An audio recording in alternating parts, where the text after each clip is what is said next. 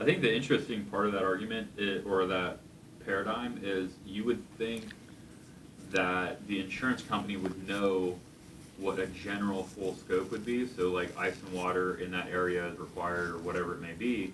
Why would they intentionally leave that out if that's not up to code? It's because it's a settlement agreement up until the point there's an actual contractor involved. They don't know the policyholder is going to do the work, Right. right? Well, so I guess that, but I feel like you would have to assume if you're the, like you should be able to So pay there are for states, minimum. where it could potentially be carrier fraud if they underpay something knowingly. Yeah. But proving that is hard. And saying that something is required by code in this area requires evidence. This is an evidence-based system.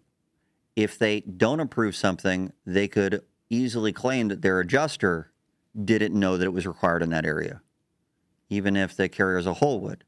So the real interesting thing is that they're all using AI. The AI would know what's required in that area. And if they're still underpaying claims, even using that AI, then potentially there's a lot of evidence to show that they directed the AI to write things underpayment wise. But in essence, still, until the policyholder says they're going to be doing the work, then it's still just a settlement agreement over what the actual cash value amount is anyway. Yeah. And the actual cash value amount is a negotiable amount. There's no specific way to come up with actual cash value. So if you think about it from that perspective, then it doesn't matter what the carrier does in the beginning until the policyholder provides them with a contract and an estimate that they've agreed to for the work that's going to be performed. Because only then does the carrier know that the work is actually going to be performed, and now they have to pay the full amount that is actually incurred. Yeah. Does that make sense? Yeah, it's almost like you go into the homeowner and being like, they're like, how much is it going to cost? You're like, what do you want to pay? And they're like, well, I want to pay as little as possible. And then you agree to it, and then you're like, but you didn't pay me enough to put on the ice and water.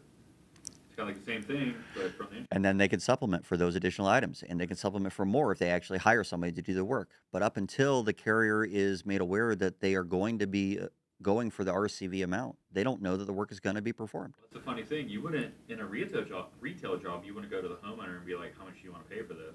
Right. You know, No, you you'd wouldn't. say, here's my scope of work, here's everything. So why would it be any different for an insurance company? It shouldn't be, Yeah. but because it is a negotiation, it is. And that negotiation isn't necessarily fraud or illegal, at least in many states it isn't. Yeah. Well, I'm talking about as far as they're gonna I don't want to say lowball, but they're gonna give a lower estimate until you actually show what you're gonna do because they're like, well, Yeah. we're not trying to.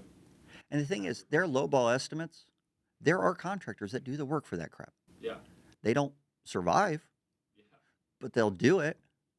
And they'll cut a lot of corners. But because a contractor will be able to do it, it's almost defensible for them.